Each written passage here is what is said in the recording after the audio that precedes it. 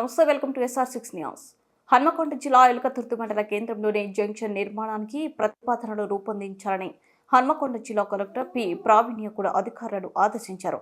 గురువారం రోజున హన్మకొండ జిల్లా ఎలుకతుర్తి మండల కేంద్రంలో వరంగల్, కరీంనగర్, సిద్దిపేట ప్రధాన రహదారిలో ఉన్న ప్రాంతాన్ని జంక్షన్ నిర్మాణంతో పాటు సుందరీకరణ చేపట్టడంపై రాష్ట్ర రవాణా, బీసీ సంక్షేమ శాఖ మంత్రివర్యులు పొన్నం ప్రభాకర్ ఆదేశాల మేరకు హన్మకొండ జిల్లా కలెక్టర్ పరిశీలించారు.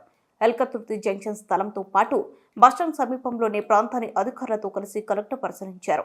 అనంతరం కలెక్టర్ ప్రావీణ్య మాట్లాడుతూ జంక్షన్ నిర్మాణంతో పాటు సెంట్రల్ లైటింగ్, సుందరీకరణ పనులు చేపట్టేందుకు ప్రతిపాదనలు తయారు చేసి అందించాలని కూడా అధికారులకు కలెక్టర్ సూచించారు.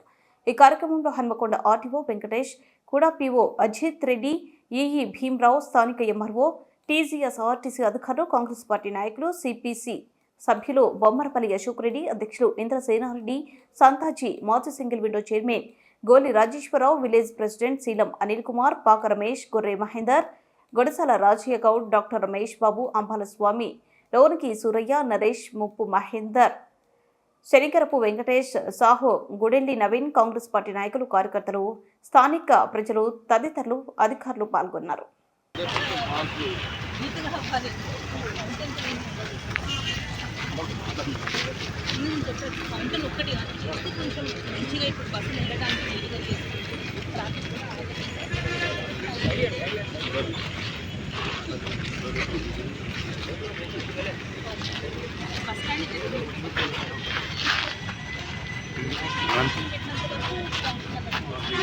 దగ్గర